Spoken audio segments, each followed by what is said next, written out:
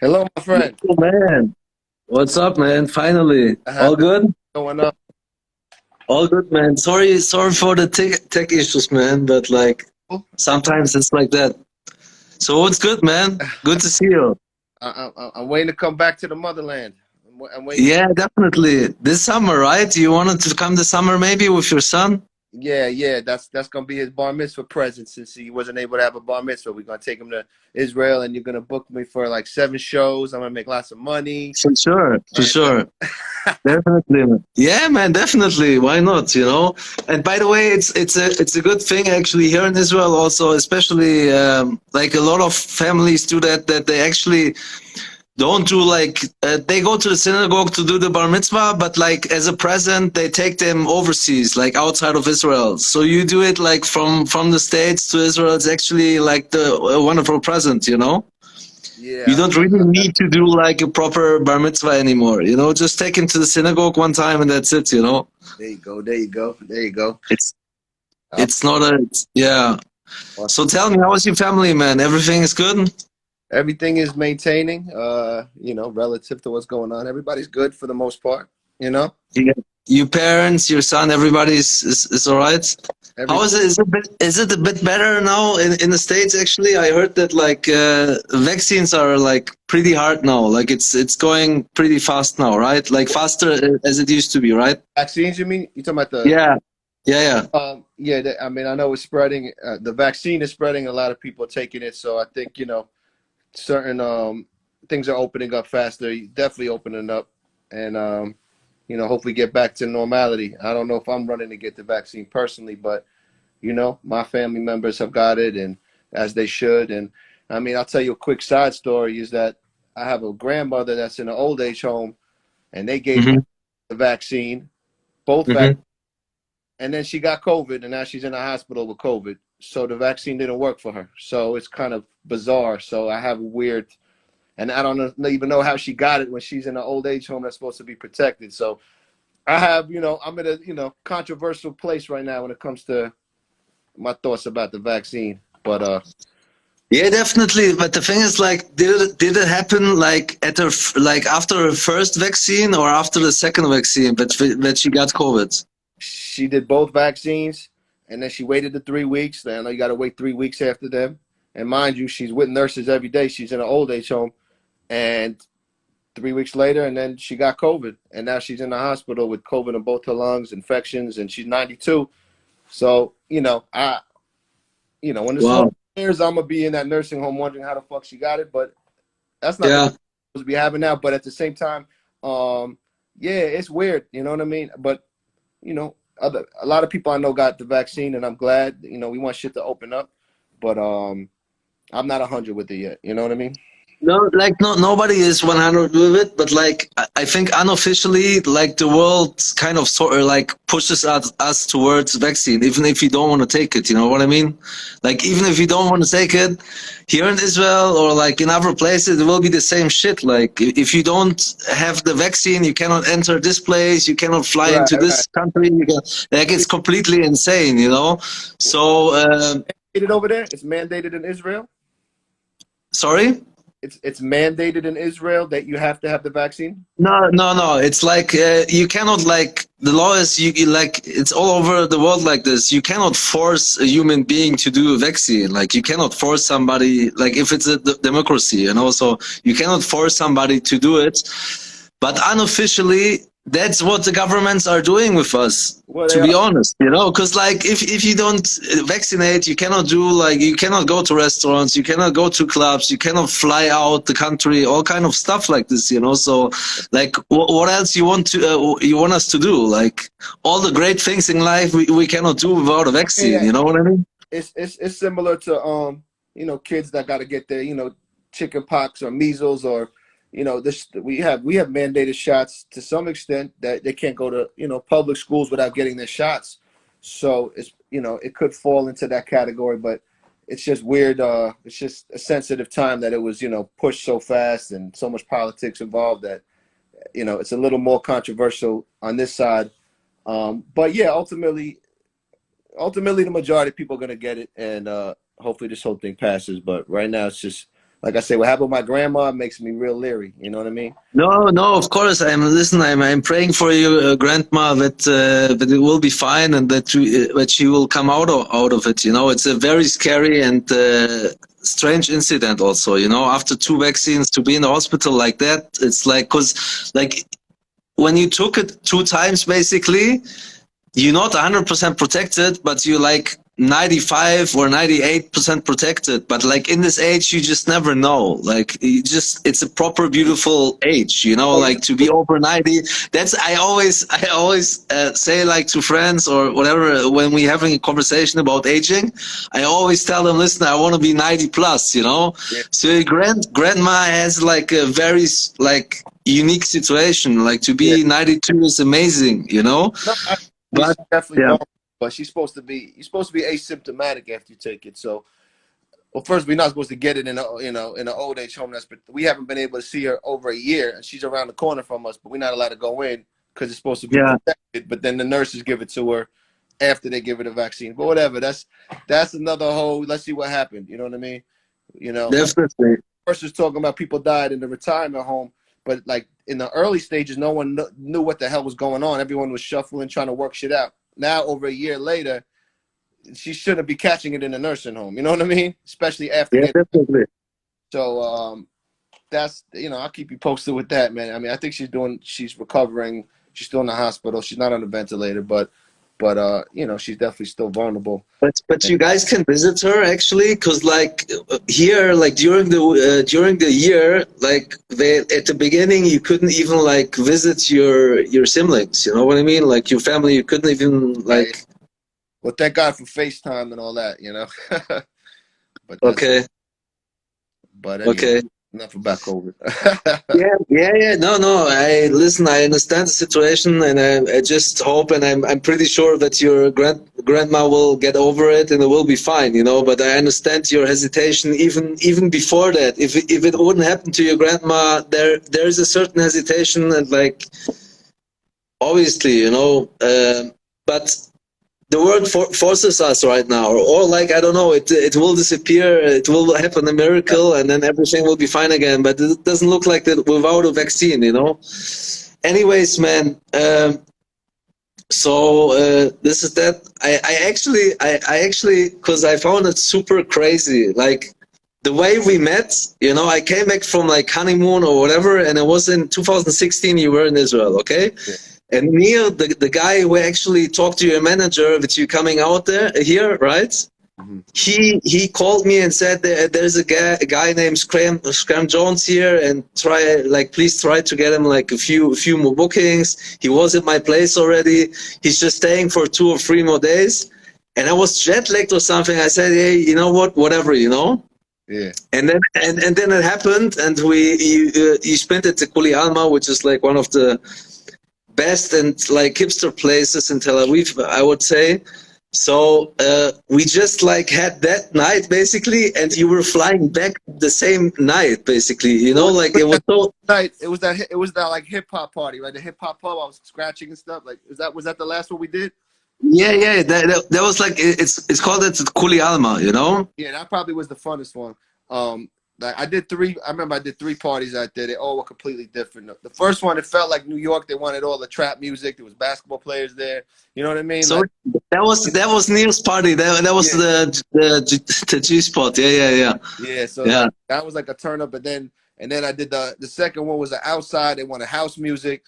So they were fist pumping, going crazy. But I didn't have all the Israeli house music. So I did my thing, but when the guy after me came on, he killed it because he knew all the freaking Israeli chants and had them. I was like, oh, Yeah. I wish I knew these. And all his records were written in Hebrew. I couldn't even Shazam them. But the third, I remember scratching it up, and I remember having fun with the.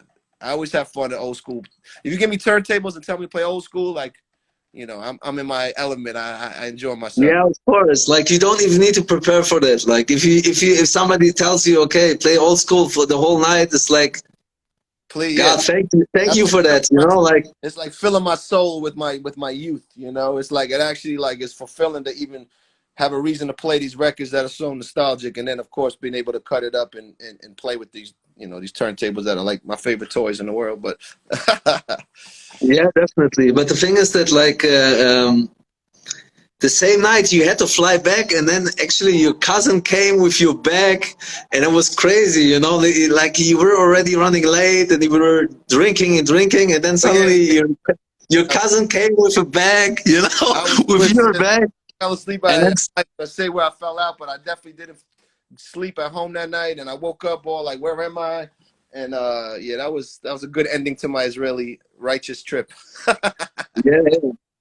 But you come like once in like 5 or 10 years, something like this, or was it your first time after a long time, basically? That was my first time in like probably 12 years. So basically, I have family. My grandparents, they both died, but growing up, they both lived in Israel. And my cousins, I have cousins out there, and aunts and uncles.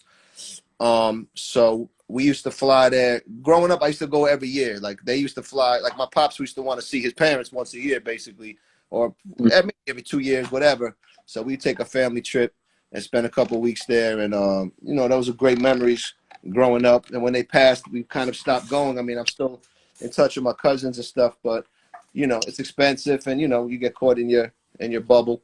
And but then when I got that opportunity to DJ out there, I was able to see all my family that I haven't seen in like 12 years and reconnect, and it was really special on that level.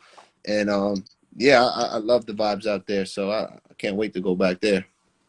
Yeah, like it sounds like kind of, but you definitely will know what I like, will understand what I say, but like it's your second home, no matter what you do, no matter where you flip it around, even if you're not there for 20 years, it's always your second home, basically, It's just the way it is. Like, even if we like not practical Jews or whatever, or not religious, it's still your home, kind of, you know what I mean? So even if you're not there 20 years, people will still like, you know what I mean? Like, you will just like it there, basically. It's great. It's great energy there. It's very strong energetically. I was on my spiritual stuff. Like it was definitely great for me to go there, see my fam, and we went to Jerusalem on Yom Kippur and seen like 50,000 people praying at the wall and chanting. Yeah. Oh, it was powerful, you know what I mean? And then getting to see the reaction musically of how they're really in tune with what's going on, playing Lil Wayne and all these records, and realizing, they're in tune with all that trap. But then on the flip side, going to see, like a couple producers I got up with that are making boom bap music, you know what I mean? And hearing all the hip hop presence. You went on like you met also like a few producers. That was actually great, because we actually didn't talk about that. That's great, man. You met who did you meet? You remember maybe? What was his name? Ari? Was it Ari? Ari Shochat. Yeah. He met also. He met. He's like I would say he's like the #1 producer out here for hip hop. He's like also in the game for a very long time. Very nice guy also. He met also with Alchemist while he was here, and why we both. I think Al was the one that said go see my man, or so Al might have put that in place for us to get up. But yeah, Alchemist was here before you, but it was just like a vacation, just like you. He wasn't like really like DJing or something. He was just like meeting Ori, and his beat is still like one of my ringtones on my phone. Keep It 4-0 by Prodigy. Like this song, like I love. Just to give him the props, I'm wearing it. He sent me a pack of ALC shirts, so I'm actually rocking an Alchemist shirt right now. Nice, very good. A week apart in age. That's like my like we're both like lefty Scorpio, Jewish white boys that are heavy with the grimy hip hop. Yeah. So that was great. I didn't know that actually. So like it was great that you connected with him also. Like I tell you something, like I grew up in Germany, so the scene will always be super small here, but there's a lot of like talent and potential, but like it's so hard to make a living out here, especially like for art things, not even like the hip hop thing, but art in general, that like most great artists, they have multiple jobs, like Ori Shochat doesn't have. He really is just a producer, as it should be. Or like there are a few groups or rappers who are just doing music, but like it's not like in Germany or in the States or even in Japan where you just make your living out of music. It's very hard here, you know. It's very, very hard to Hard to get like. that. I know it's hard to monetize unless you're right at the top of the mountain, but I know culturally people are still obviously hip hop out there, you know. Yeah, definitely, definitely. Even if I sometimes like they, I don't know. Maybe it's just like I think it's kind of similar in the States, like at least club wise. But I don't know. I'm talking to a lot of like overseas DJs and stuff. Like, and if you just don't have the trap music, even like you basically unemployed. Like in the States, you know, like it's if Yeah, you just don't have it on your laptop, you fucking unemployed. You know, it's crazy. You know how it works, basically. fact. Yep. Nah, it's crazy depending on music and that, but definitely been blessed to still be you know what I mean, surviving off of music. It's been a blessing to be able to But you survive. started Music. you started off like as an MC basically, right? As a rapper, you started off as a rapper, or how did this like journey went? Like your personal journey, Um, like tell the crowd what your journey looked like, because like do all three elements basically, which is crazy. And like I actually checked it mhm. back in 2017. You actually did like a EP of Scram Jones. I think it wasn't just beats. You were actually rapping on a project, right? Or Yeah, when was the last time you actually were holding the mic and you were in the booth and you were recording? You know, yeah, because like it's been a while. I wrote a song over quarantine and I just uploaded it to Instagram and really didn't no real promo. So, you know, it was short lived per se for the audience. But I did a song called Divine Intervention where right when quarantine hit, I started having like you know, you start analyzing what's going on in the world, if there's a deeper, you know what I'm saying, deeper meaning for it, and if there's a silver lining. I mean, obviously we're ducking the plague, but at the same time there was some silver lining. A lot of people got to spend more times with their family, and then you know nature and the pollution and all that got to fix itself, and trees were blooming again, and you know animals are running wild, and so there was like a lot of deep thought, and then also where's it going? Is this going to be a new control thing? You know, is this all a plight to control the human race? You know, all the different conspiracies. I said, let me put it in a song, and so I dropped a song called Divine Intervention. I'm actually singing the hook like I'm freaking Jamaican, which is pretty. I don't know where I channeled this energy. I was really just bugging out, bored, and I decided to release it. And ironically, after I did it, Bob Marley's son, Kamani Marley, resung the hook for me, but I didn't even release it that yet. But anyway, that was the last time I literally hit the booth, and that was about over a year ago. I'm actually working on a project with I don't know if you heard the guy Gorilla Nems. You know Nems from Coney Island. He's a big underground rapper in New York.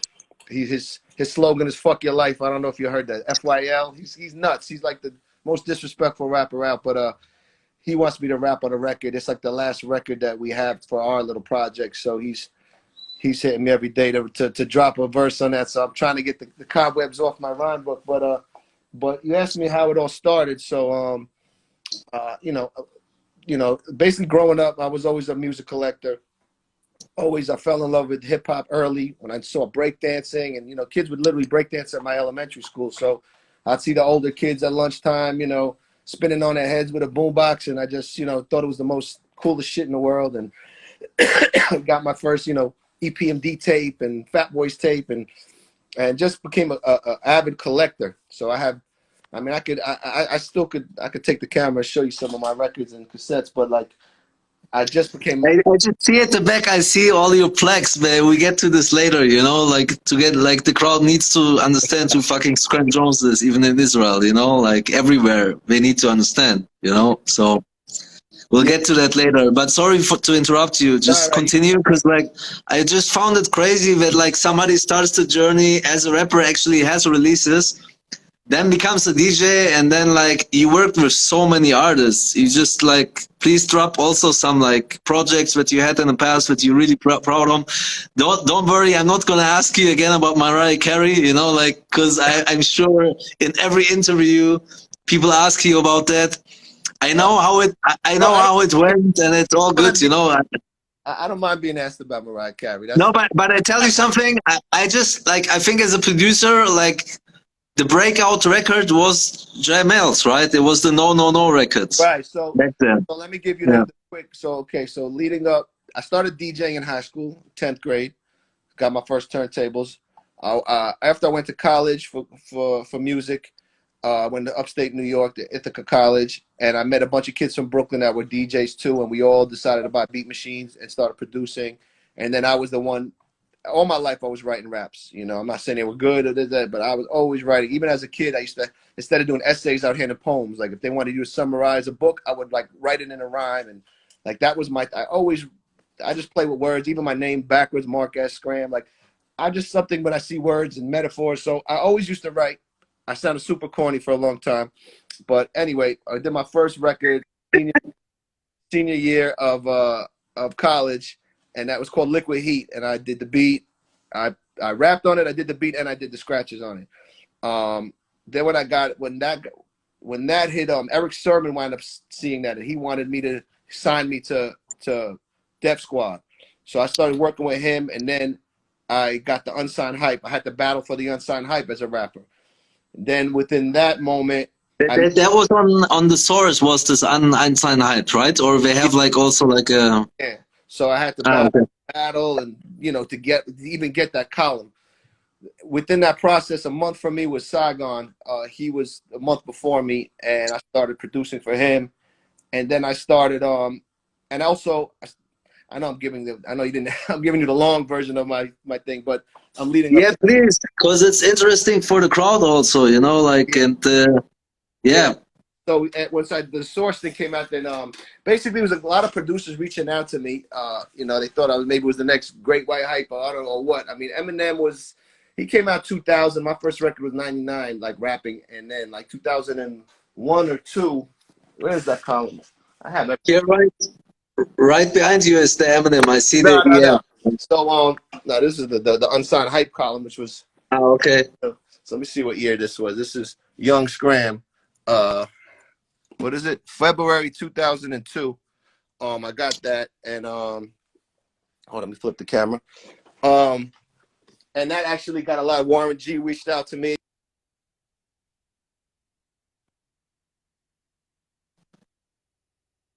Like at that time, you needed hit records. You know what I mean? I wasn't writing hit records. I was writing battle raps and metaphors and a million bars and Yeah. underground. And I just couldn't be this. Like Sony gave me a deal, and I couldn't make these commercial records. Like I tried, and they came out corny. So I realized, something. Production is more behind the scenes. I'm not like an in the camera type of guy. You know what I mean? I like the behind the scenes, and I kept meeting so much talent. And so then, yes, my first real placement was with my very first placement was Farside, which is crazy because I never got up with them personally, but I had a manager that was part of their label, and he asked me to remix a song for the next day. He said, I got this acapella, they need a remix. It's Farside with Black Thought. And I said, give me the acapella. And I quickly did it. I did it even at my friend's house. And the next day, or not the next day, but I handed it in the next day. And it basically, they accepted. They gave me $5,000 and they put it on vinyl. And I said, whoa, that was easy. I said, hold on, this is where I need to be at. So started making lots of beats. And then I met Tragedy Gaddafi at a party one night. And he told me he's working on a project and he was going to be at Havoc's house the next day. He's like, you want to go to Havoc's tomorrow? And I said, hell yeah. I think it was 4th of July too. I said, so I trained with him to Long Island. When Havoc lived in Long Island, and got to play him some beats at Havoc Studio, and wound up basically A&Ring his still reporting project and doing 4 beats on there, two with Havoc, and that was cool for underground hip hop. But I was working on my project Loose Cannons, which was a compilation of me rapping, me doing all the beats, but producing for people and also rapping on it. And I was doing it at a place called Soho Studios, downtown Manhattan. And that at one time was Stretch Armstrong's studio and was Mark Ronson's studio, and they used to be in there. But when I was working in the back room, I was Johnny Shipes, John Shapiro from Cinematic. He was trying to manage me at the time, and he put me in the back room. And in the front room was a battle rapper named Jay Mills, and I had never heard of him. So he said, "Hey, You got some beats. They got, there's a rapper in the other room, whatever. Gave him the beat CD.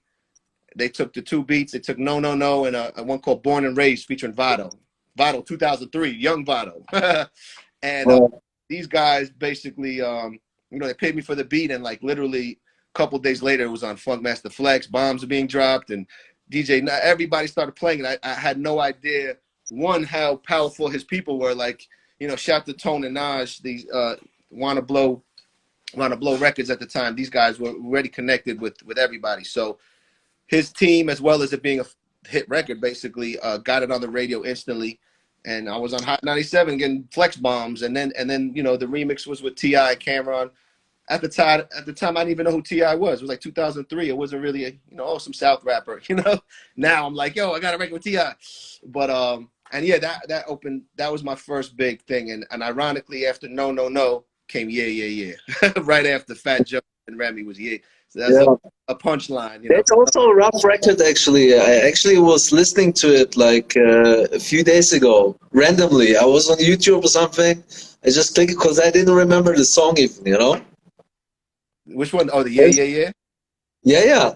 Like, it's not a record you normally hear, so I was just curious how this record was, actually. You know what I mean? Yeah, that was a big freestyle record. Like Jada was famous for his 40 Bars of Terror, which was his freestyle to it, and that was the warm-up record for Lean Back. So that came out just before Lean Back, and then destroyed the game. So that was my introduction to production and getting heard. Was first the Tragedy for the True Schoolers, and then the No, No, No, and Yeah, Yeah, Yeah, and then the Lloyd Banks and a couple others, and now fast forward, within that time, like I say, I do, like you said, I do all 3. I love all 3.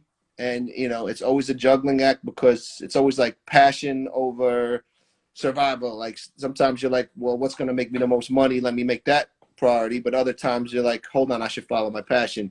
So, but me sitting here for days writing rhymes, is that going to pay my bills right now? Maybe not. So, for years it was DJing nightlife outside of doing production, but nightlife, I got swooped into that scene and was able to get like 4 or 5 nights a week and was making a lot of money, and it was great downtown spots where all the celebs were at, and I was able to, every night seeing a new celebrity, new artist, and when the artist sees you in the DJ booth, they look at you in a different way, so they become more approachable later on to shop beats or whatever. So I definitely utilized that for years, but that's one thing about quarantine. When I talk about divine intervention, like an outside force, like ending something for you, I'm definitely ending DJing, but it was taking me away from the studio and being creative, and putting out music because it was draining. I have a son, I had a girl, with the times that I wasn't DJing, I was either recovering from the night before or spending time with my family. And then I would try to find little pockets of time to work on creative stuff, but I was always tired and wasn't finishing stuff. So over quarantine, I was able to, there's no more DJing, even though online I was having fun, but I was able to sit down and say, okay, let me start looking at what I have here, what I need to finish. Let me make some new music. And then ironically, my son got into making music, and, I have a 13-year-old, and he always is a fan of music, and I bring him everywhere. Like I bring him to clubs, I bring him to old school jams. He's sat in studio sessions. Did you took him? Sorry to interrupt, but did you take? I have to ask you because I forget it. Did you take him also to the video shoot of about that with DMX and Deluxe? I didn't take him there. There was a little man right next to you, and I said, "Is it the son?" Because to the what's it called? I took him to the French Montana Drake video shoot, which I didn't do the beat for it. What was it? No Stylist. They needed a bar. My friend DJ Thorough, shout out to him. They were using his car for the video. You know when I booked him to Israel? Like, you remember that? Oh yeah. I think I do remember. No, sure. Like we figured it out that you guys are working together at like 5 a.m. in the morning while we were eating. Told me, yeah, that's my radio partner. Yeah, no, that's my buddy. Yeah. My best friends. But he said, so Scram, I'm with French, I'm with Slick Rick, we about to do this Drake shoot. They're paying me to use my car because he got the old school, paying the full car. But he said they need speakers for the shoot. Do you have speakers? Now this is the most weirdest timing, but I had just done like a 40-year-old birthday party, and I had rented speakers there in my trunk, and I was in the car when he told me that with my son. So I said, Yeah. speakers in my trunk right now. He's like, they'll pay you, but it's gonna be long hours. I told my son Dirk, I said, you ready to go to see Drake in French, but we may be there till 2 in the morning. It's a school night. He said, come on. Yeah. Of course he wants to go. So we literally sat there till 2 in the morning because we had to provide the speakers, and Cam was there, Joey back. It was, he got a picture with French. He got a little starstruck when he saw Drake. But it was a great experience. But that's just you were asking me about the other video. That video I actually got in trouble to go to because it was still kind of quarantined and no one was wearing masks, and I couldn't even. I had to go get my test the next day and stay away from my whole family till because they didn't care about the masks on that. Now I know why you had like an afro, like you had like a proper afro, So yeah, sure, it was like hard quarantines already. It was like in August you were shooting the video, right? Something like this. Yeah, I don't know, but it definitely was like leery to go there and be with the crowds of people. Like I was still a little leery, and then my mask broke. But yeah, I didn't cut my hair on quarantine. I was like, fuck it, you know what I mean? But now I cut it. But what were you saying? Oh, yes, I was saying over quarantine, my son started making music and he was taking piano lessons.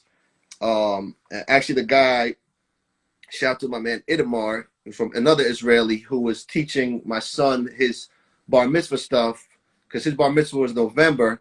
We had the same birthday and that, so he was teaching him via Zoom, and then he started teaching him piano lessons and started giving him drum sounds and all this stuff. And of course, him watching me make music, and he started making music on FL, on Fruity Loops or whatever. And I make beats on my MPC, but he's like, Dad, you gotta check this. You gotta get on this program. You know what I mean? And he actually had me switch. And now it's like my beats are. You'll see when these projects come out. But me and my son basically are like producing partners now, and all day long. That's amazing. Hey, what do you think of this mix? And check out, flip this out, put some hi hats to this. And I'm telling you, it's really that's what quarantine did. Is that his time here, what I'm saying, learning about music production, and then actually inspiring me to have another run with a whole new machine and stuff was really dope. And now we're in a good space. He actually has co-production on a couple beats coming out with me. Yeah, but it's a beautiful thing, like it's a beautiful thing to like.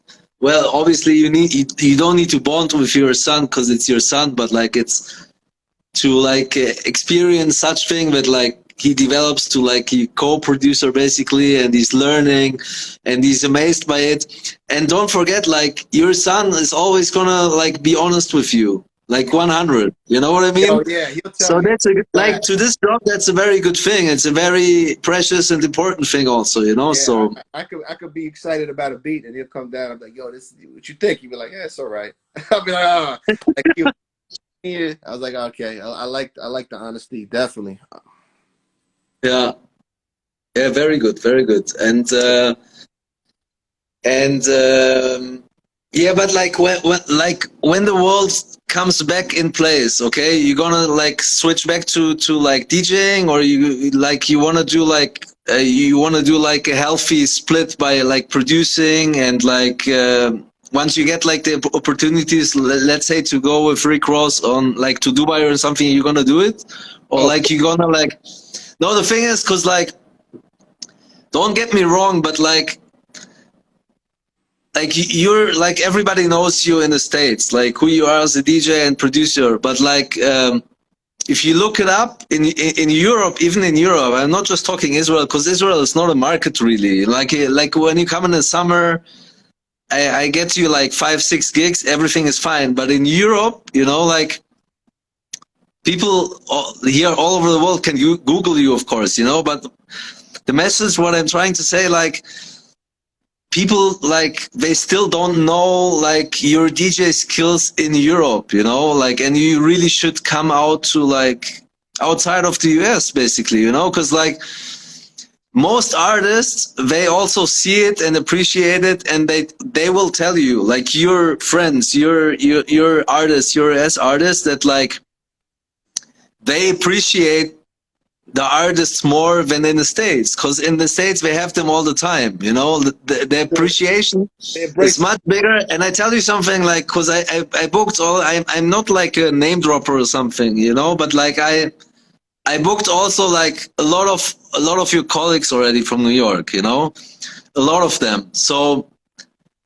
and they always keep like they working overseas because like there's so much competition in New York that you DJ for like 300-400 bucks per night, which is ridiculous, you know. And the money for them, for even older like DJs like Kid Capri, Tony Touch, they all the time overseas, man, all the time, you know. All the time, because there's the money for them. Because in New York, they won't get it. Because Serato like killed it, or it's more trappy or whatever, you know. But like in general, if you talk DJing, it's more for you overseas than it is in New York. Obviously, in Las Vegas or in other cities in the States, you get good money. But like for you, like you have like such a huge collection of songs you like recorded, and like you're a well-known producer, so like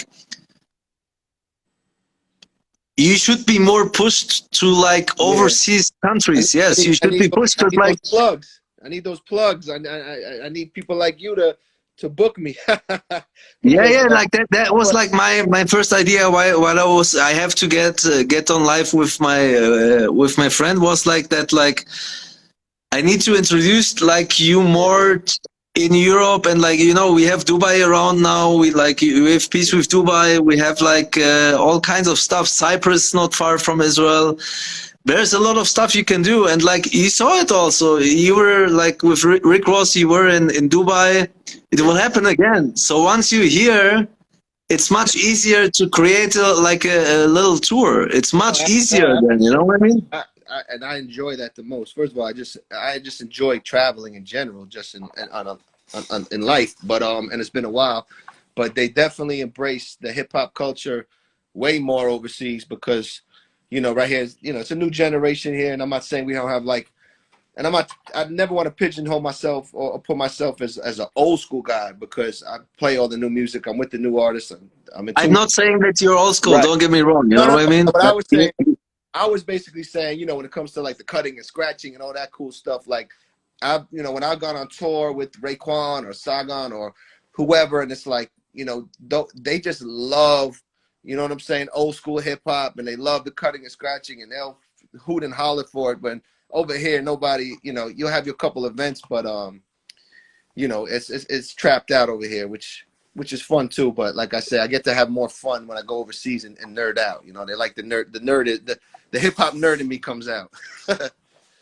Yeah, definitely. But I think it's like really like sad that like, cause I tell you something. I spin records also. Like I can mix and stuff, but like I would never, cause my respect to the culture is like I have so much respect for like DJs who know how to beat jungle, to scratch and everything, you know. I don't scratch, I don't do beat jungling, so I would never consider myself at the same, like I'm a DJ like you are, or like the big ones, you know what I mean? Yeah. So a lot of people that consider themselves DJs, they aren't really DJs, you know. They can mix. They have a good like repertoire of music. I have this too. Like I can tell my own story. I'm more like also an old school guy, and I have all the other. But it's not the same than being like a DJ, like a fucking DJ with scratches and stuff. So if you're in your own country, there were like rap was. It's coming from New York. You know what I mean? Not ever, but rap is coming from New York. So it's kind of hard to hear that like people in these days in the States, they don't care about the skills anymore. They just care about the music and the trap, and it's like it's being superficial, and like I don't know what to tell you. And like I have the same problem also in Israel. You have like specific parties where it's amazing, that they also like care about these things, and there's many clubs also in Europe and all over the world. They just care about the music, and like it needs to be like a certain, like the top 10 5 hits you need to play first to be safe the first 20 minutes. Within the 20 minutes, if you don't play them, it's gonna be an awkward night, you know. Yeah. And I think it's like it's just the way it is. But you know what? Like you're in the stage. Let's get paid and let's leave. What can I say? You know what I mean? Like it's. Yeah, and you know, and I always say like a true DJ is a chameleon. You know what I mean? So he should be able to play for the crowd. If the crowd wants to sing along to records, and they're a young crowd that wants trap music, then you play them all the trap hits and get them to sing along. If it's the old school crowd, you know, you play all the old school for them.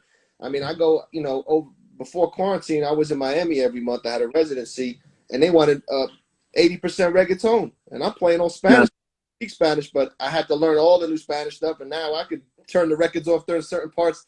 They'll scream this yeah, part. I don't even know what they're saying. I just know, hey, they say, you know, they love this one part. So, yeah, you know, and so you know, I love, and honestly, I enjoy, like, it's always a different experience every genre. So I don't say, oh, I have just as much fun playing trap than playing old school to playing reggaeton house, because as long as the people are, you know what I'm saying, engaging with you, it's just this energy. Music's energy, it's vibrations, and it's like a rush. So I love DJing. No matter whatever they ask me to play, I'll come play it. You know what I mean?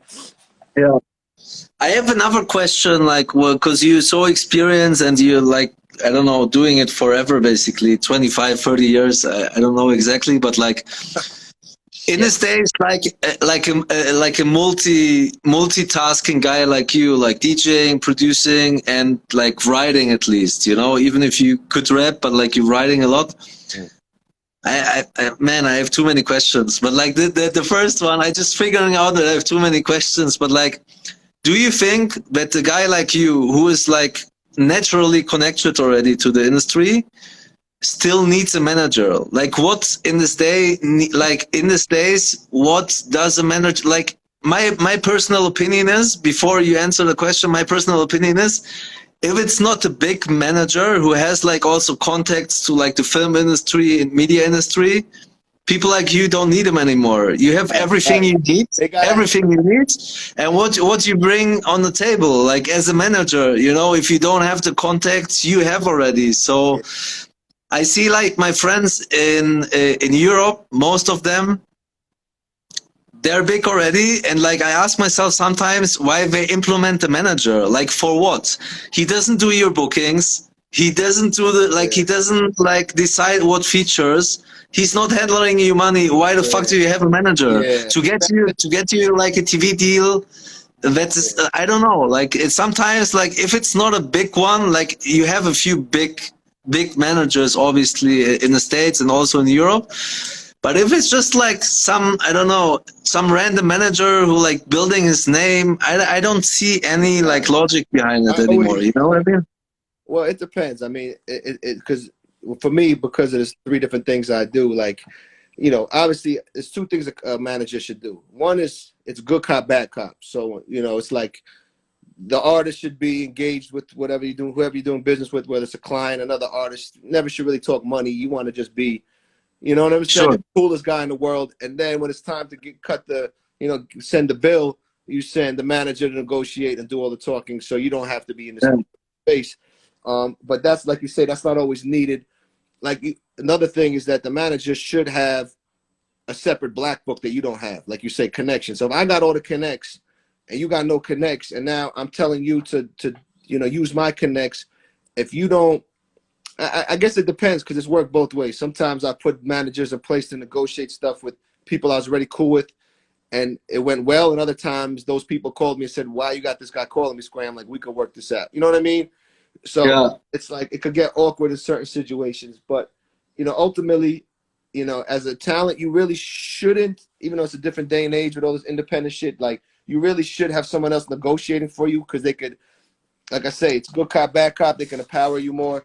But you're right. Like, if you have all the connects, like I'm not gonna lie, I had trouble having managers, because I had lots of managers. But I'll be honest with you, I out hustled my managers, and I would be bringing all the, you know, all the connections and all the placements and all the gigs.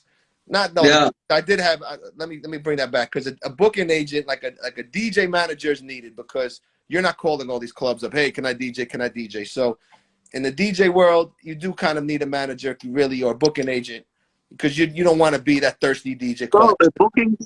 booking agent you will need for sure. Like even within these days, because like live is Yeah, like one of like the most reliable like you know like money sources for all of us basically, you know. So live will always be entertainment, and that's why you will always need a booker. You know, like in each country is the best thing to have like certain contacts and agencies and stuff that you need, obviously. But like and a lawyer, you Yeah. need a good lawyer and a booker, and sometimes There's a gray area with lawyer and manager, because for a long time my lawyer was practically my manager, and I know how even like you could look at Eminem and Paul Rosenberg. Like Paul was his lawyer first, then became his manager, because sometimes the lawyer starts doing more of the deals and has more knowledge of certain small print stuff that. So you start leaning to the lawyer more than the manager because they may be more knowledgeable. And like I said, it depends what kind of, like if I got a new manager now, I would hope that they would have a separate black book, a separate connections than I wouldn't want them to know all the same people I know, because that defeats the purpose. I want you to say, hey, I got all these new LA connects or Israeli connects. I want to put you on. And it's like, boom, that's your value right there. Like, set it up. Yeah, definitely.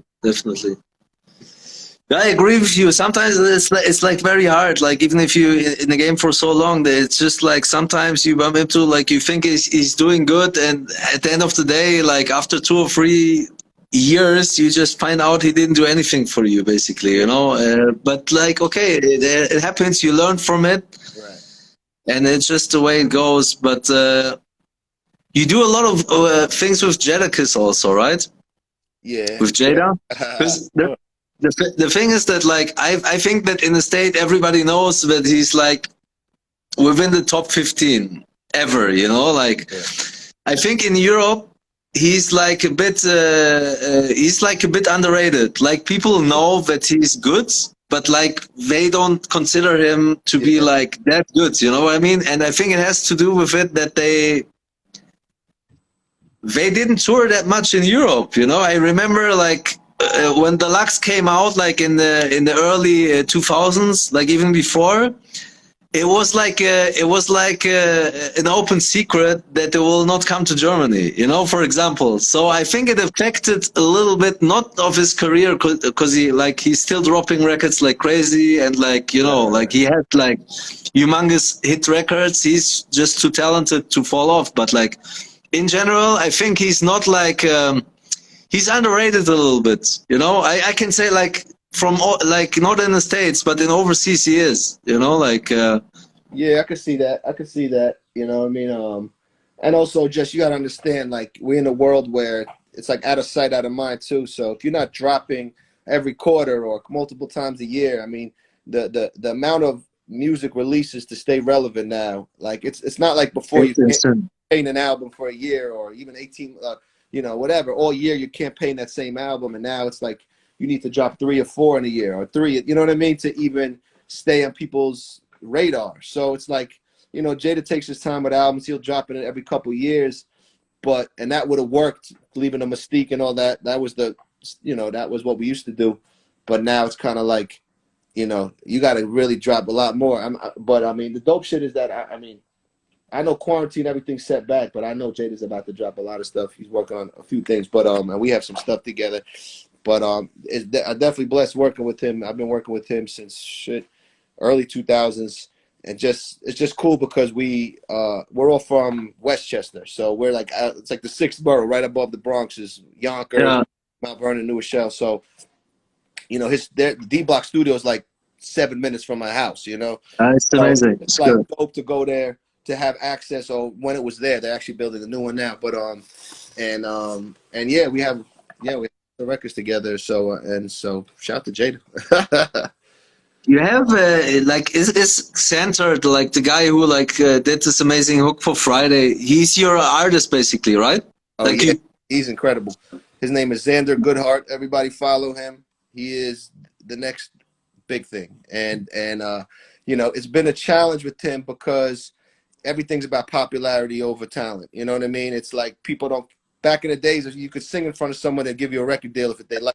Remember when Shine rapped in front of Puffy and he gave him $1 million deal because he kicked the acapella at the barbershop? Like, these things don't happen anymore. They say, okay, well, let's check his stats and let's check his, how many streams does he have, followers? And it's like some of the most amazing musical geniuses aren't necessarily on freaking, Instagram all day. You know what I'm saying? Exactly, yeah. Yeah. So but I am excited. So yeah, so we did that Friday record with Jada, and that was cool. But it was so basically, I'll give you a little history with me and him. We started working a couple years ago, and this what took me, this what helped me evolve to the next level of production and songwriting, which the world still hasn't heard yet, but this year they're gonna hear it, which I'm really excited about. And we just clicked with songwriting. He's an amazing musician, guitar, piano, could sing multiple different voices, and we just made literally like 100 records together, and really, Wow. really special records that we both we wrote together, produced together, and they're almost like too good. Like we've been sitting on them because I'm so excited about them. I try to bring them to every big dog I know and be like, "Yo, I've got it." And I actually was surprised that a lot of them are like, "Well, what is it? What this is incredible, but what's the statistics? What's his pop?" And I'm like, like, why aren't you releasing this? Once you get it popping, then we can help you. But it's kind of like, no, I want to use your machine and your money to, Yeah. But that's the old school mentality. Not the old school mentality, but long story short is we're sitting on amazing records, and I started putting him on choruses to utilize some of my connects to, to exploit, to introduce him to the world. So first was the Jada one. Then he's on Styles' album. He did a called Golden, where he did a whole different. You took him to the Bahamas also, right? With well, I Right, think so it yeah, was so he fast-forward Fabulous and Jim Jones, right? right. So now I'm working. So fast forward, after we've done all these records and he's done multiple hooks, I started working with Jim Jones over quarantine, literally on Zoom. We did an entire album on Zoom. So I didn't leave sitting right where I'm at, literally seeing. He did the shared screen with the Pro Tools. There's something called Audio Mover where you could share the audio as well. So I'm hearing it exactly like the studio.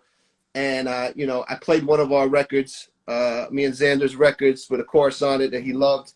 He recorded to it, and then he just kept saying, "You got more, you got more," and I just kept hitting him until we got about a dozen records. And Wow. my artist Xander is on 4 of the choruses, one featuring 2 Chainz, one featuring Rick Ross, one featuring Fabulous. One gonna be his single, him single. So the world is about to hear about him very soon. You know what I mean? And we're gonna drop our little project at the same time to take advantage of that moment. Even if it's just 4 or 5 records, whatever, we're gonna drop.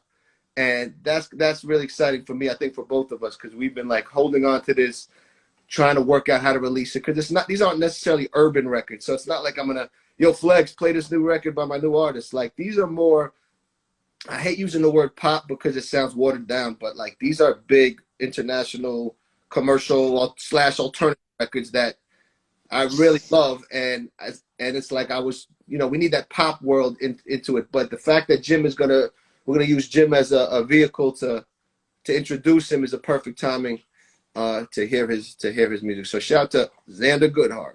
Remember that name. Yeah, yeah, for sure. And by the way, like Friday deserves a video. Like you got to shoot a video Yeah, for that. Because that was I tell you one something, thing. man. I sent you pics. This video, like this song, deserves like a very good video. It must be a video. Like you somehow got to shoot a video. And yeah, and that was the first time I heard Xander also. Yeah, I that was him. Like the reason why that was such a weird record. First of all, I thought it was a smash. I still think it's a smash.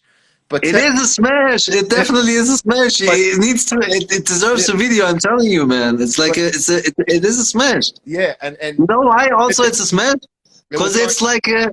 it's like sort of. It's just an anthem, man. It's just the anthem. Honestly, it fits. Like you can put the song every Friday. I don't want to sound corny, but it's just an anthem, man, and it deserves a video. I'm telling you, it really deserves a video.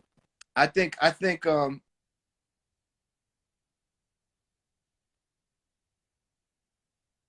pausing.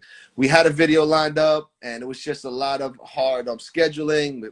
Jada was doing a lot of traveling, and he was about to drop his album, so that became his priority, and it was a lot of juggling, and then we couldn't pull it off, and we kind of like got tired of chasing the damn video. But the reason why I think it was such a weird record is that technically it wasn't any of our sounds.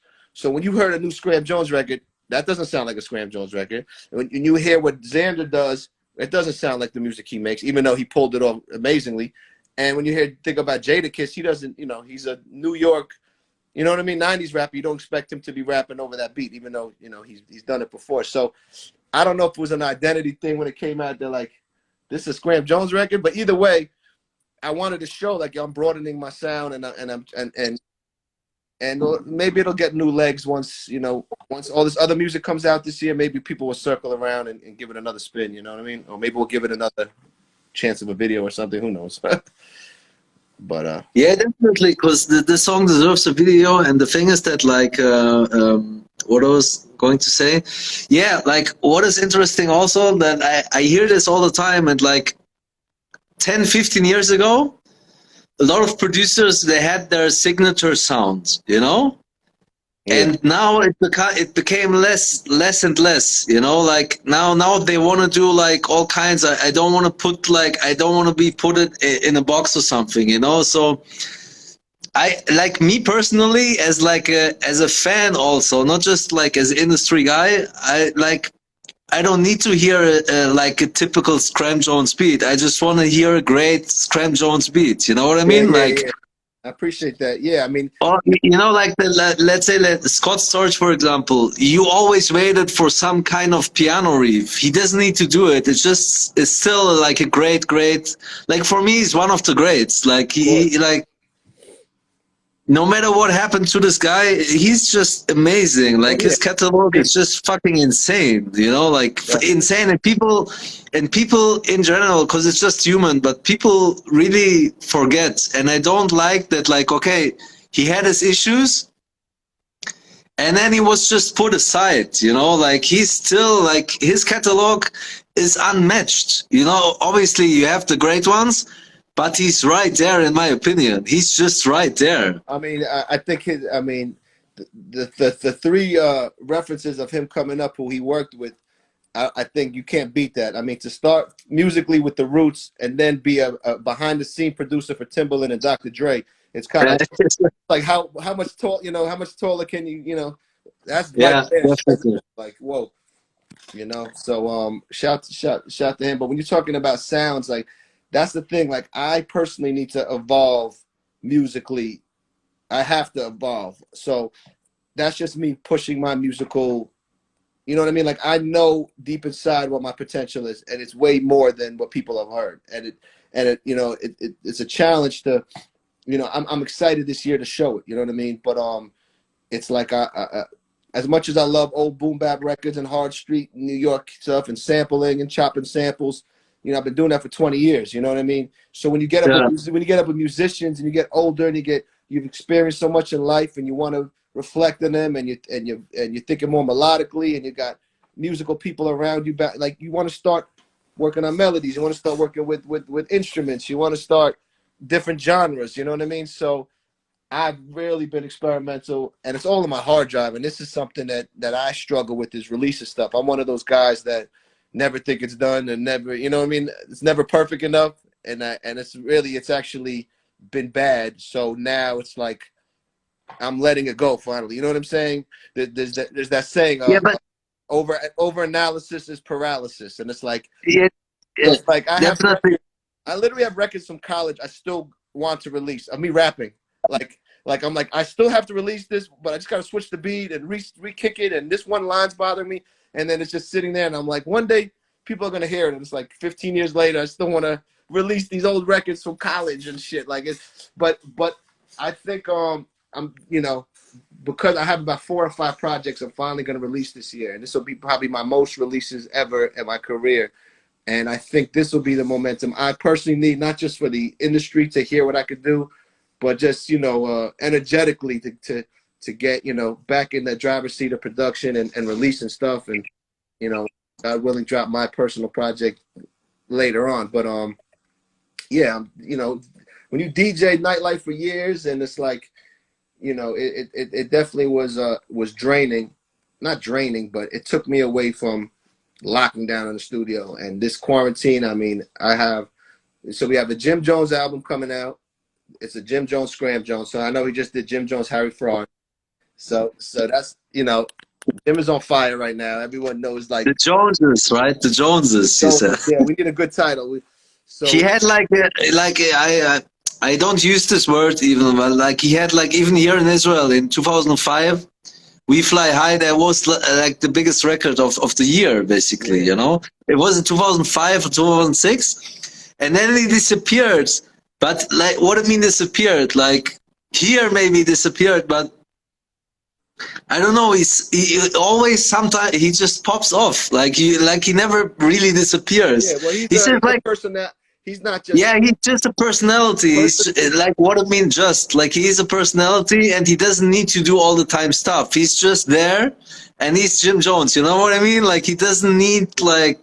well, and that's the thing now, and this is what we're learning, and is that we're in a world where personality and characters sell more than talent or music. For instance, like people like a 6ix9ine or this or that. Anyone that's online, even Cardi B, you know what I mean? She was a personality first before she even knew she was going to be an artist. You know what I mean? She was online talking crazy, missing a tooth. This girl is so. She was also something else before, which is fine. Yeah. Which is fine.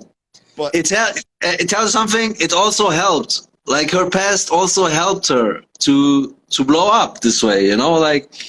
But me personally, I like her because like she's like just entertainment. It doesn't need to get too deep, but she's just like pure entertainment, and it's okay. She has shitty records, but she has also great records. So it doesn't like yeah. It's okay. No, she doesn't. I tell you something.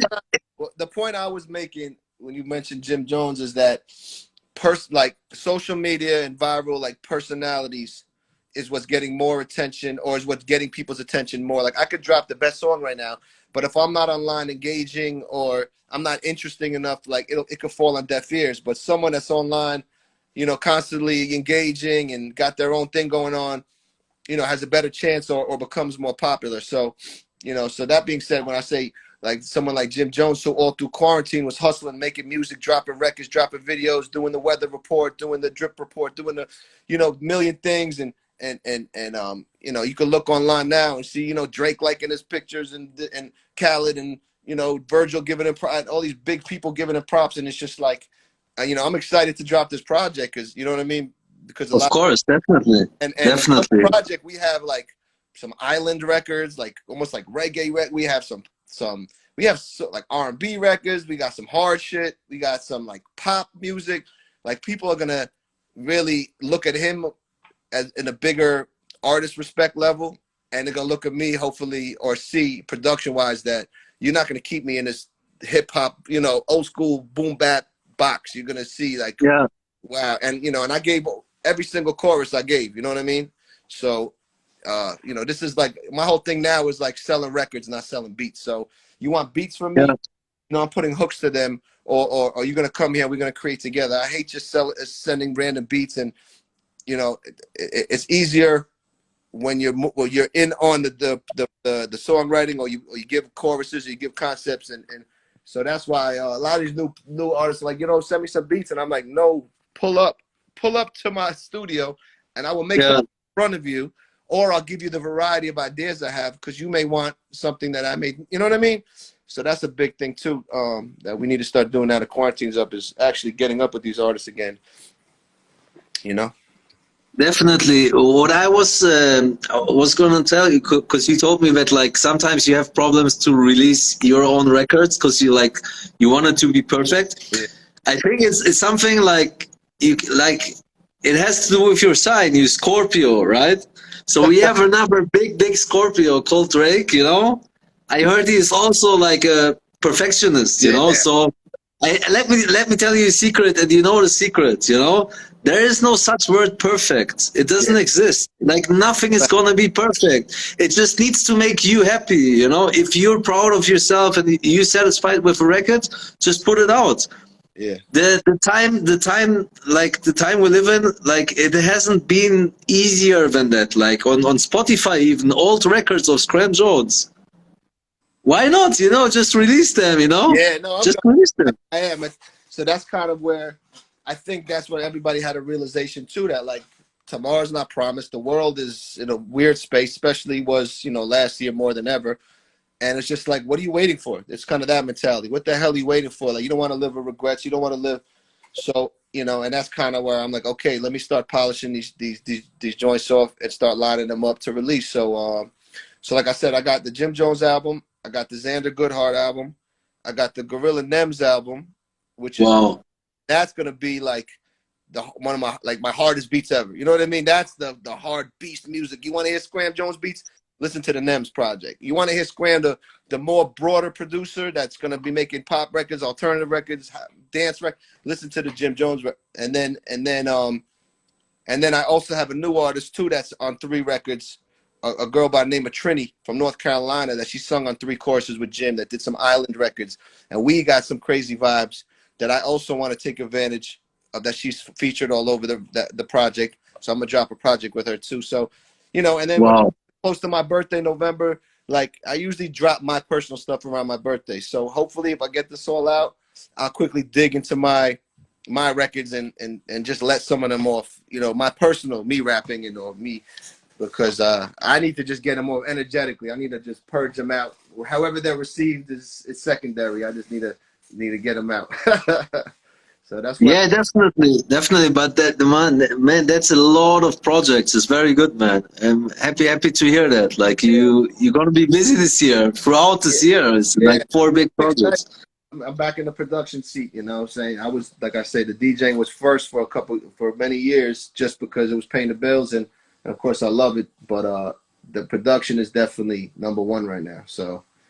Yeah, like because obviously it has to do also with like the current situation, but also it was on your mind. It was never away. You Yeah. just didn't have the time for it. But I found that like a lot of artists during quarantine, especially during the first lockdown, they didn't find themselves doing music. Yeah. They couldn't be creative. Did you have the same issues, or Um, from the first lockdown until at now first, you just like worked? at first it was, it was just weird energy, and it's just like it was a lot of anxiety in my house just with the, with the COVID, and it was just like it's hard to like, not to get personal now, but like, my son, he stays at his mother's also, and they're going back and forth with COVID became a whole, like, there was a lot of working out how we're going to, stay safe in a moving door, you know what I'm saying, environment, Sure. where I don't know. So it was a lot of working out at first, but then when Instagram Live started getting popular, the whole D Nice explosion and all the DJs are jumping on, I had a lot of fun. I was doing Saturdays for a while until they started shutting down copywriting, and I was enjoying engaging with everyone, playing old Sting records and scratching it up, and I was having great people enter the room, which I didn't even know would even enter the room. Like I'll have a I saw your lives also, like your sets. I saw a few of them, and it popped off all over the world. Like Versus was created through Corona, basically. Through the pandemic. right, right, Versus, and like what what's the next Versus will be, right? yeah, Ghost and Record. Man, that's crazy. my That's two fucking buddies. insane. We have me and Ghostface did a project over the quarantine too that we're not done with. We did about 8 records together that we're sitting on, and Yeah, I'm you produced a lot for Wu-Tang Clan, anyways, right? You produced a lot of stuff for them. yeah, yeah. So, well, yeah. Me and Ray have shit. I've been on, all of Ray's last couple projects. It's, me and Ray got introduced for Cuba Links too, and I helped him a lot with that. I produced about 4 records on there and helped him put the skits together, and really, we got close with that. And then, I was touring, DJing with him and Ghost, and what was I gonna say? Now Cuba Links 3 is coming around, and I just talked to both of them, but Ray's like, listen, get ready, we're doing Cuba Links 3. This is my last of the trilogy, and he's gonna come see me, and I'm gonna help him with that. So that's exciting. I'm excited for that. And like I say, when Ghost is ready to drop our project, and it's more like R&B vibes. It's not even a dark Ghost Scram project. It's more like, because over quarantine, I think people were gravitating to more soulful records. I think people were going back in the time and kind of like, looking up more nostalgic records. I don't think like the big trap records. I played zero trap over quarantine, like in the beginning. Like I didn't want to hear any party records. I wasn't downloading anything new.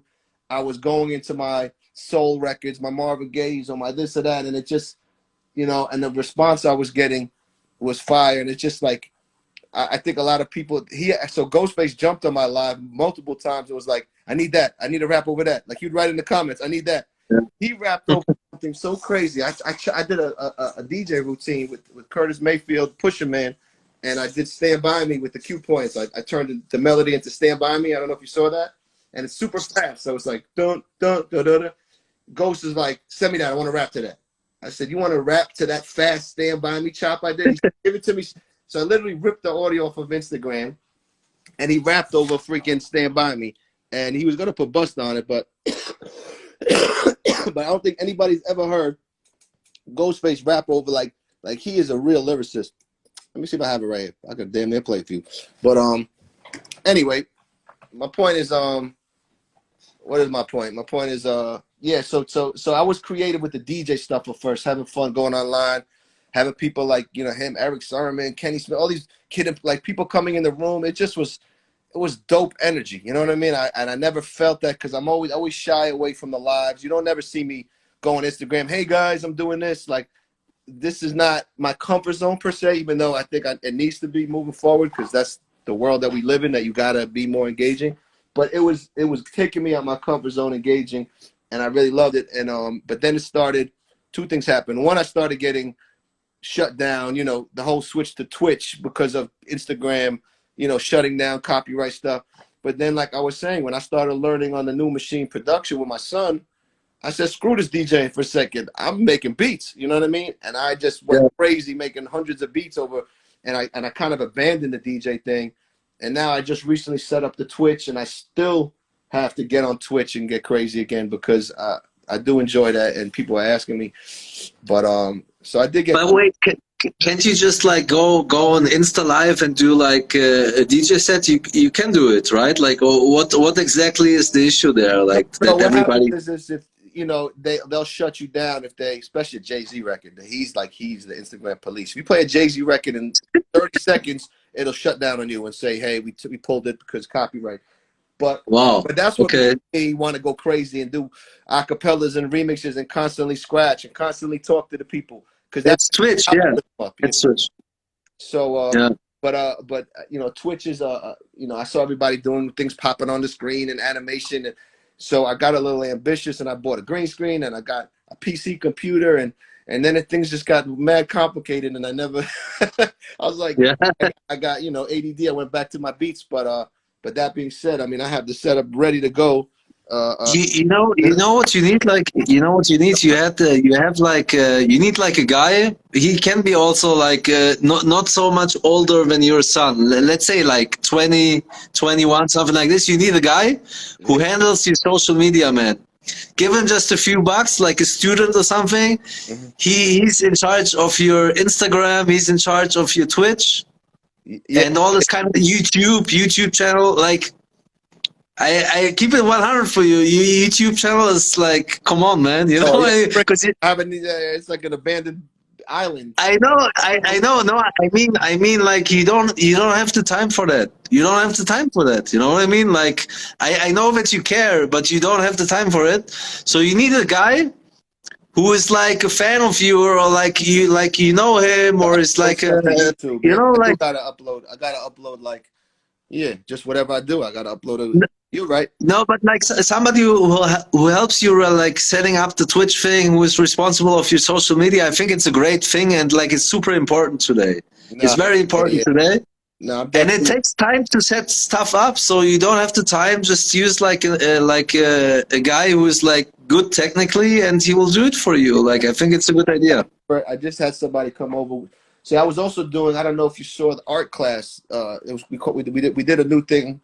I did a new thing on Instagram Live with an artist named Andalus, who's an incredible street artist that does, you know, murals and does portraits with a spray can, and he could, you know, knock out an amazing portrait in an hour.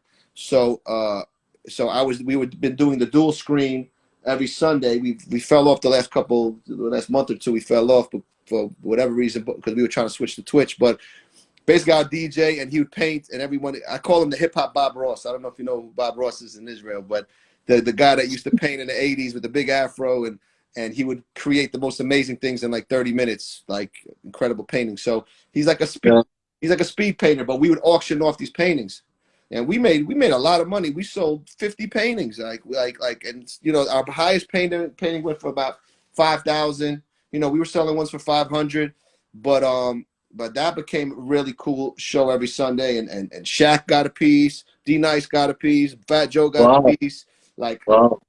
so we're actually gonna keep marketing that and get on Twitch and get back on that, because that's, you know, people really like that entertainment too, you know, and they could purchase it, you know. So For that's, sure. yeah.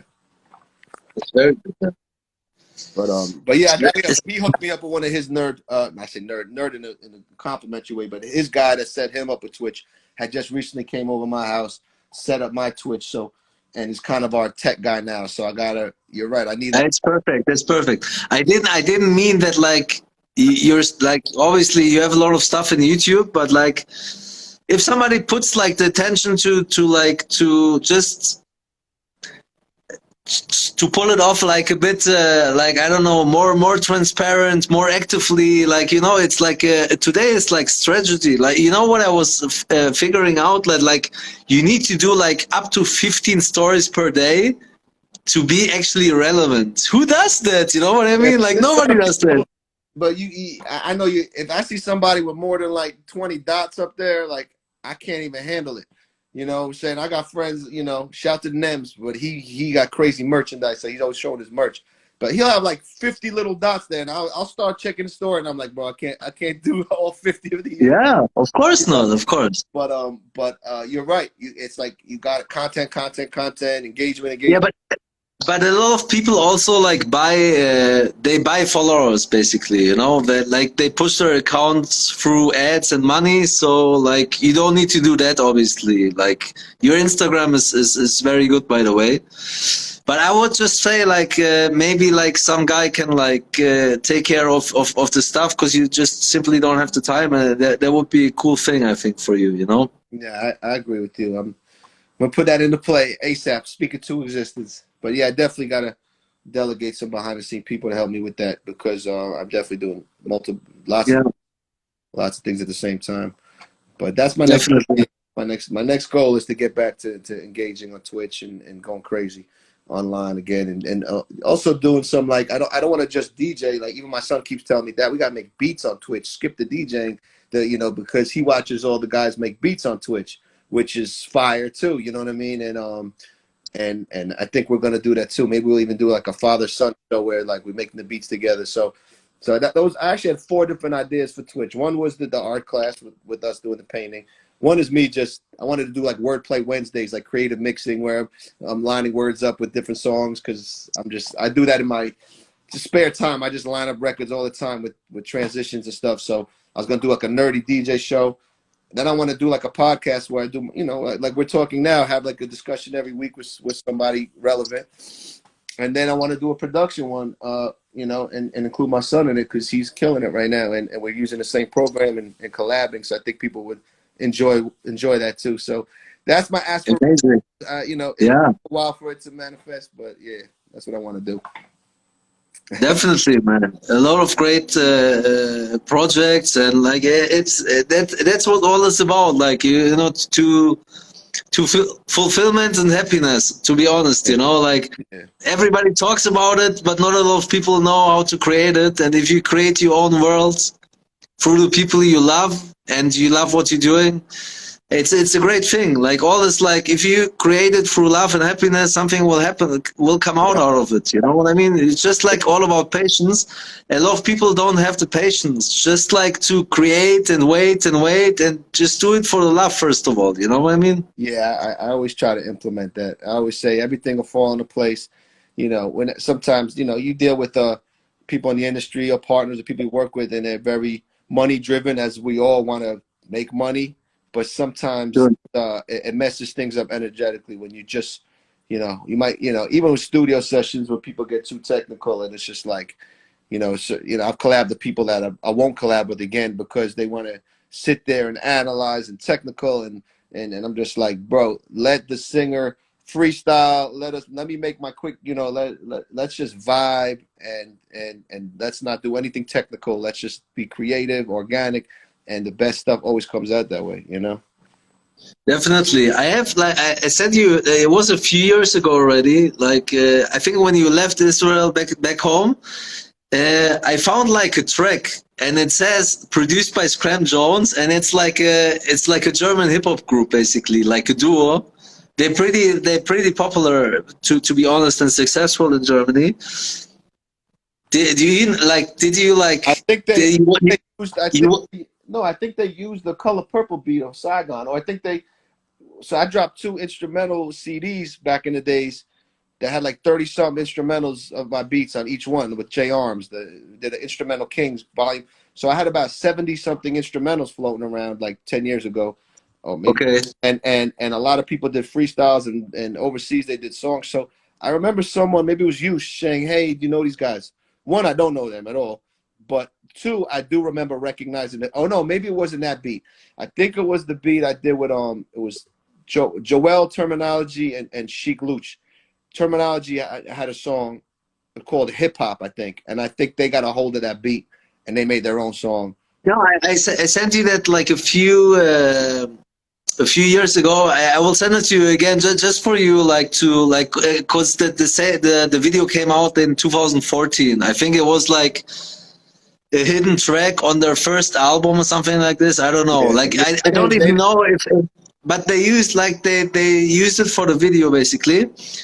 I'm gonna send it to you again. Maybe like it's sort of crazy because you know like I think you don't even know like that they used it or whatever. You know, it's kind of crazy. Oh man, fly me out there, man. Something. They didn't even contact me. Fly me to Germany and get me a gig, and we're cool. Yeah. But it was an instrumental. I remember it wasn't a. It was a beat that was already out. So I was just like, hey, whatever. Yeah, You know. definitely. Okay, man. I have like one last question. I really was thinking if I like would ask you is because I think we both not that much into like looping and searching for anti-Semitism and stuff, but like there's like friends wrote me like a few examples of like you know the song of Jay-Z, the OJ story, like from 2017 is the song. It's like from 444. Yeah. So like he drops like a line. He drops a line that like, why do you think all the Jews own the property in the States? Something like this. And then like I was listening to the whole song, and he was basically saying that like.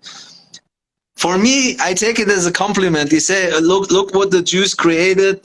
Let us black community be the same." Like that's how I feel it. Like I don't see there any anti-Semitism, but there is sometimes like a few comments, like Jewish lawyer, blah blah blah, all this kind of stuff. Like 21 Savage uses it, or like all kinds of people. I'm not saying that they're anti-Semitic or stuff, but like, do you see like even within the industry? That it got more over the years, or do you think that it's just like that it's just art, like that it's just like he wants to like to write like he wants to like how you call it? He wants to basically create like a situation or like tell a story, and then he needs to, you know what I mean? Like because most of the time, I don't find it anti-Semitic at all. But like I don't know, like during this pandemic, there was like a few very weird like stuff going on, you know, like also this Ice Cube comments on Twitter and all this kind of stuff. So, What did Ice Cube say again? Refresh me. What did Ice Cube say again? I forgot already. No, Ice Cube was like really posting on Twitter some anti-Semitic like comments, basically, you know, like. Again, no, you remember specific or no? I can send it to you. I don't remember because you know, like for me it's like super tough. Like I tell you something. Another example. Like I had a client in 2018, and he wanted to book Nas to Israel, and Nas is like my all-time favorite. Like he's like for me. Me too. Greatest alive, you know, like he comes right after Biggie for me, you know what I mean? So he's like my favorite artist, and I took it super personal. I did everything to check his prices, to see what's going on. And then like his management or his booking agent just said like he doesn't want to come to Israel.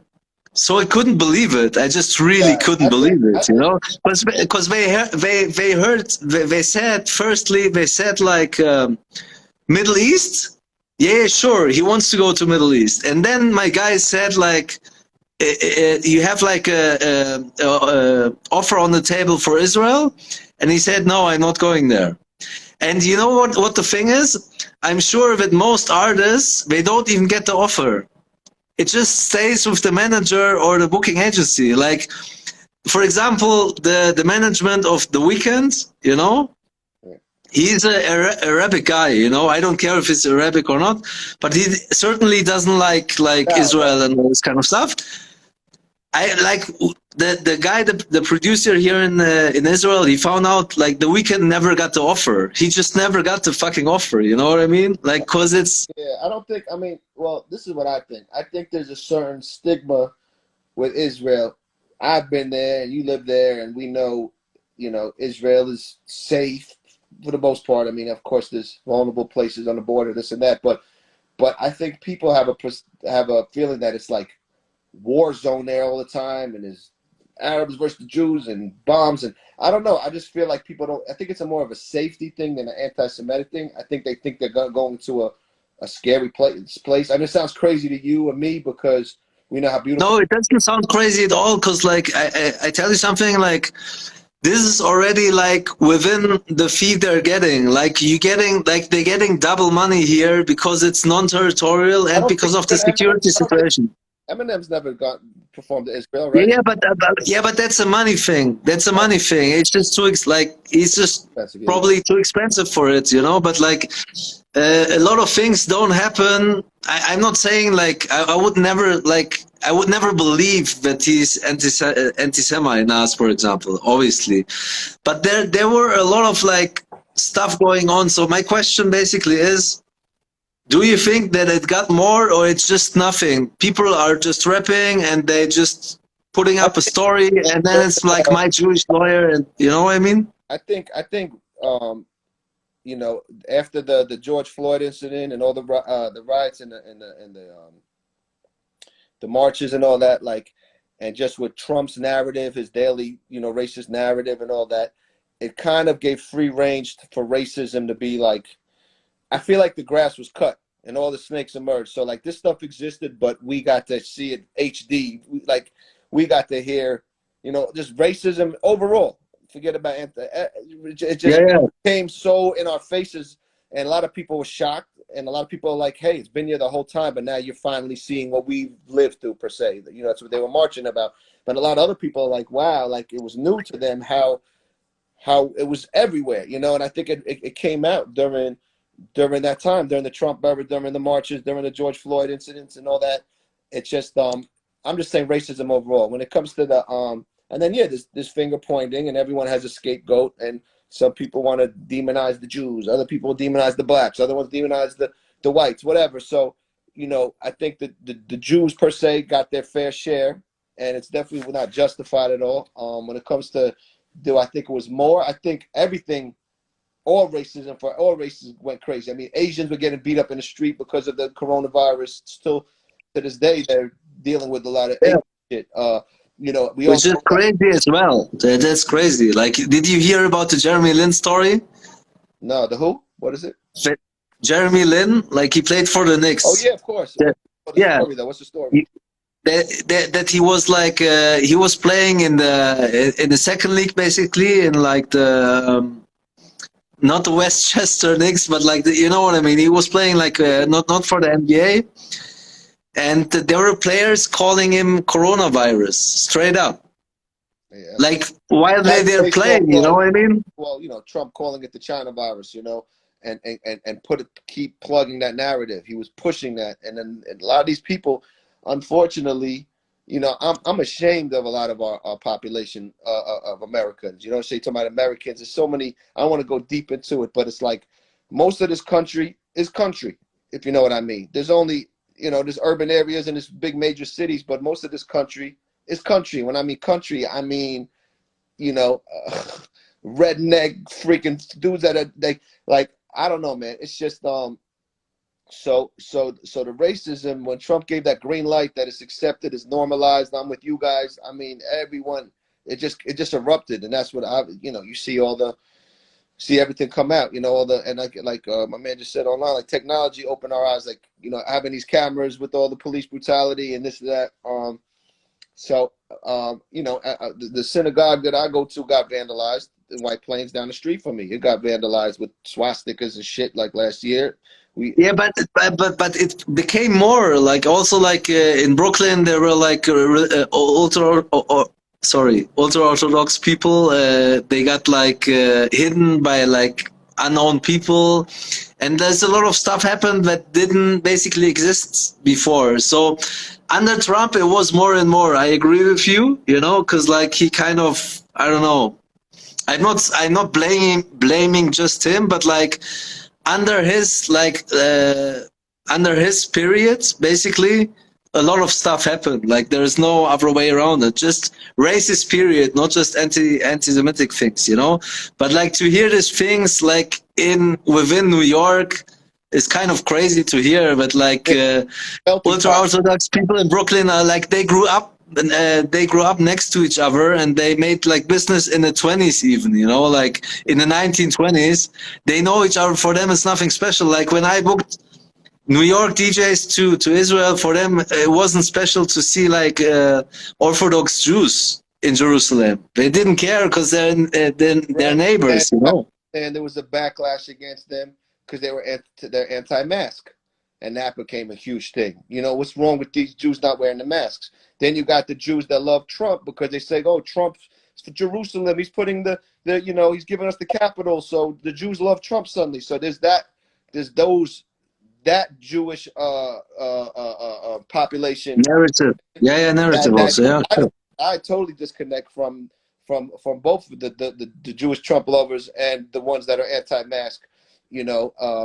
I don't connect with them. But that being said, that brought a lot of anti-Semitic, maybe based on those two types of quote Jews. Yeah, because they caused a lot of problem also in Brooklyn. Like we saw it on the news every time. They just didn't care about the rules, but everybody was like in their homes and they were going to the synagogue and outside. Yeah. Like we had the same issues here in Israel also. Like until this day we have this, Weird. But yeah.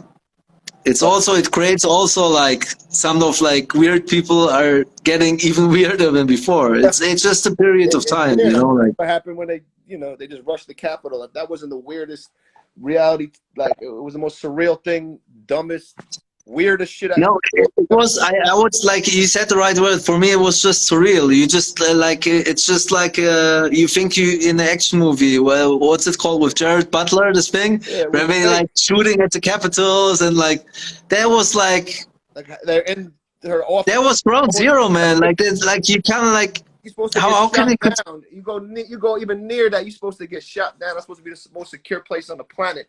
And you got people running through the hallways, busting that thing, putting their feet up, getting escorted out. Like they should all be dead on the floor. But that showed more racism. That showed more. It just was a very weird time. But I do believe that things are shifting. There's I keep saying silver lining, but what I mean is that this is a shift that is kind of like everything's coming out on Front Street, as they say, and people are starting to the truth. They say the truth will set you free, even if the truth is fucking horrible. The truth will set you free. But what was I getting at, man? I just lost my damn thought. But I'm just saying, like I was saying, silver lining in the sense that like things. It's like things needed to change, and either we're gonna accept that they're not gonna change, or we're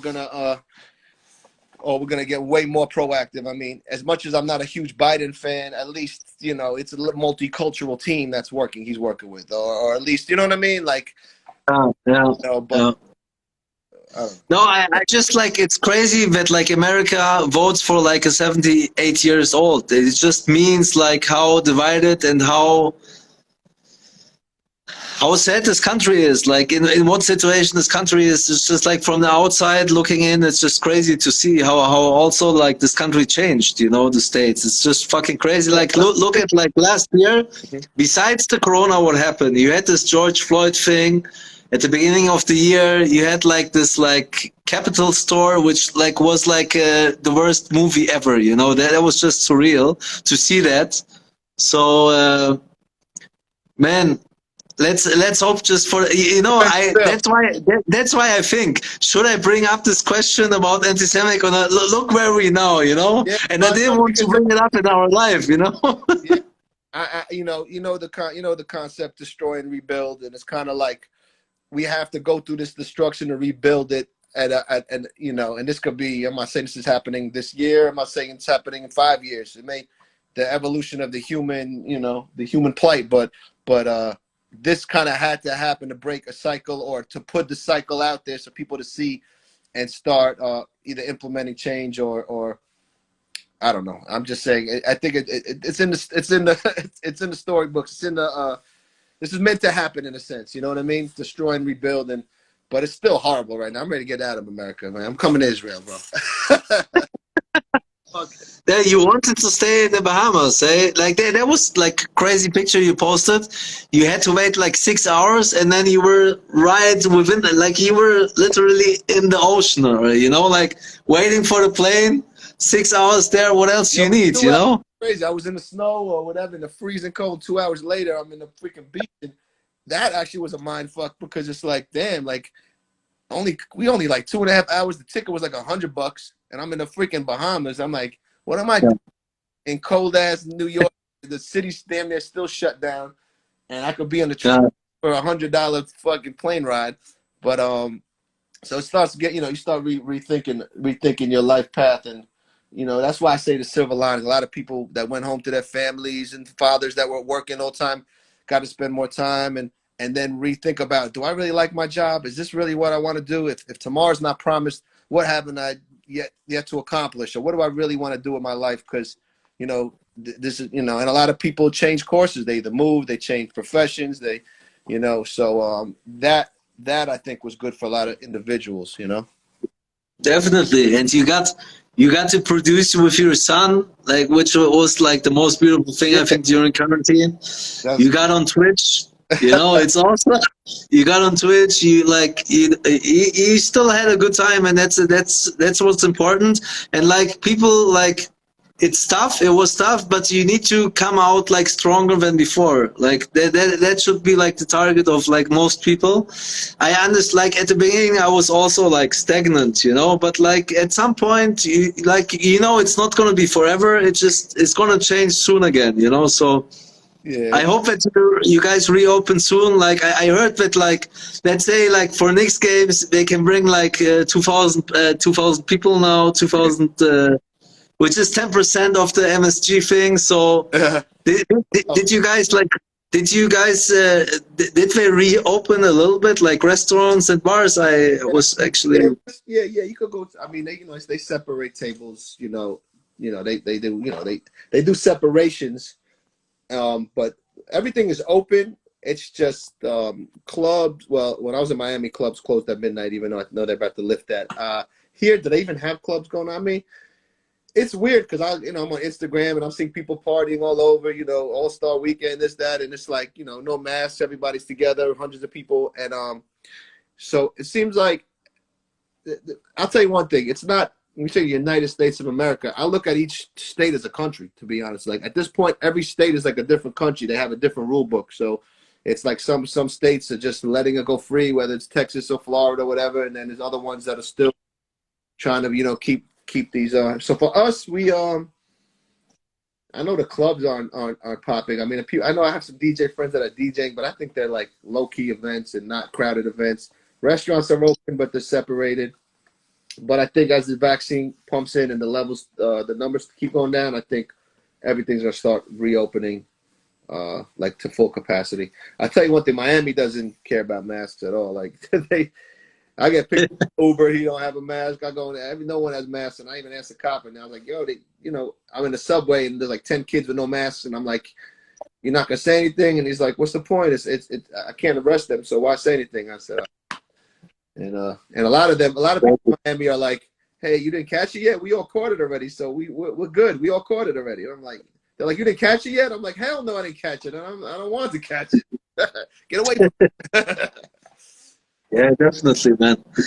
Okay, bro. So first of all, I really want to thank you for your precious time, man. Really, thank you very much. I appreciate that. I really hope that your grandma will be fine. Like, please let me know. I just gonna check in like once in a while to see what's up with her. I'm pretty sure she will come out of it. And man, I gotta see you in the summer for sure. You guys gotta come for the summer. Let me prepare, obviously, and like it's starting super slow here. They didn't open the clubs, but like also in Europe, it's even like slower than Israel because Israel is like crazy with vaccine. Like more than a half of people have the vaccine, have vaccinated already here in Israel. So it's gonna open very quick, but like clubs and stuff gonna recover. So I'm just eyeing like other countries nearby and also Europe. So let's do stuff together, man. Send me dates also when it's starting. I'm sure you got like a few requests already, cause like my DJ friends, they got a few requests, but they just don't know if it's gonna happen, like festivals and stuff. But Well, we're just let me know. We'll be in touch. Really, thank you very much. oh no, Say hi to everybody. Also to Foro. I had an amazing time with him here. He's so funny, man. It was so... who Thorough? Oh, Thorough. Yeah, man. He already was the mayor of Beersheba, man. He didn't want to leave. He almost missed the plane, you know? Yeah, that's the ladies' man, Thorough, the playboy. He It's fucking with his Versace shirt. He came with his Versace shirt, you know, man. The guy just has it on there. We had such a great time there. Like he didn't want to leave. He put like I don't know 200 pictures. We were already like 45 minutes late. He didn't like he. It was just amazing, man. It was very. He's good. He's gonna be DJing for Ray for the Ray Ghost verses. So you're gonna see him on the verses. So shout to Yeah, he's gonna DJ there. Okay, cool. Very good. oh shout to Very good. I go up Itamar, my Israeli buddy, the one I told you that tutored my son and is an incredible musician. So shout to Itamar on the check-in. We had a lot of cool people check in. We had Jam Master Jay's son kick in. We had a couple of my boys cook. All right. I don't want to say hi to them in the middle of conversation, but shout. Yeah, you can do that, like, cause the thing is, like, huh? Alex, sorry, brother. No, I'm looking through the comments and saying hi to my friends. Yeah, cool, very good, man. But yeah, and like I said, me and Jim Jones project is dropping May 7th. I just got the release date actually like yesterday, so that'll once that's out, and my other project with the NEM should be out around that time, and Xander Goodhart, and then summer hits, and hopefully that'll give you some ammunition and give me some bookings. No, for sure. Like I'm really waiting for it. I can't wait. I'm preparing. I'm like checking all kind of stuff. But like it's gonna happen this year for sure. It's gonna open this summer, and you're gonna be there with so many other projects. So we'll be great, man. We'll be definitely good. I'll be there. And I'll be in the motherland this summer, one way or another. And that rhymes. For sure, man. For sure. All right. Thanks for your time, bro. Thank you. Thank you very much, man. All right. All the best, man. Peace. God bless. Bye. All right. Bye.